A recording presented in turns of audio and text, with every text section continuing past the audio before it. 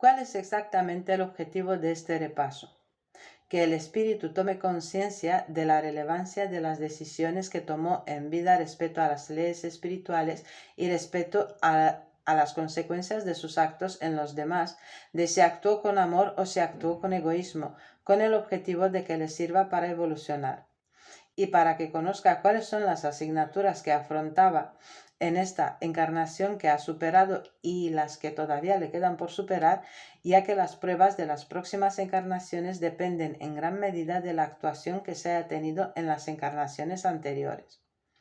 Parece ser como un juicio final, ¿no?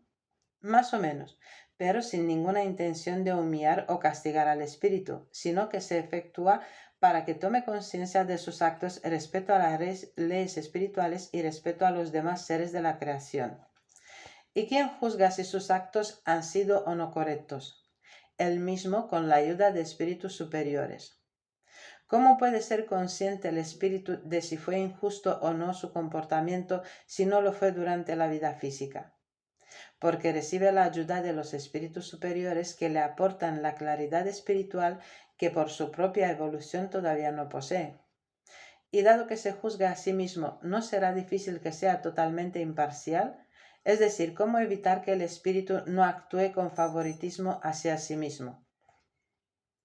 No actúa de forma partidista porque el espíritu se encuentra en este estado de claridad espiritual inducido por los espíritus superiores que he mencionado. En este estado se ve la realidad tal y como es, de forma totalmente imparcial. ¿Y qué ocurre después? Que el espíritu se prepara para corregir y superar aquellas actitudes negativas en las próximas encarnaciones y elige según su capacidad aquellas pruebas que le pueden servir para corregirlas. Dependerá del camino que el espíritu quiera elegir. Por un lado está la reparación lenta, pero más extensa en el tiempo. Por otro lado, existen pruebas más fuertes, pero que sirven para avanzar más rápidamente. Y eso ocurre inmediatamente, quiero decir, en la siguiente vida el espíritu ya se enfrenta a la reparación de lo hecho en la vida anterior.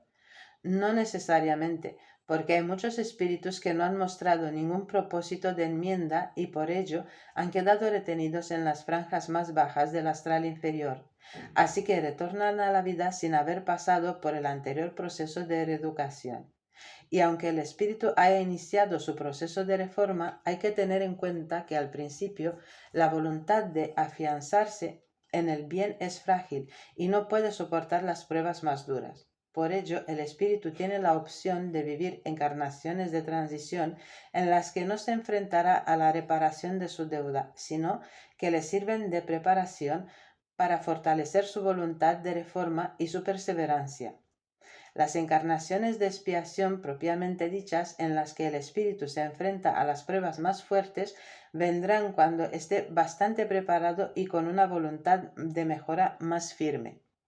¿Qué tipo de pruebas le esperan al espíritu endeudado? En general, sufrir en carne propia circunstancias semejantes a las que uno generó en otra vida para tomar conciencia de lo que está y no está en armonía con las leyes espirituales y trabajar para reparar el daño que hizo.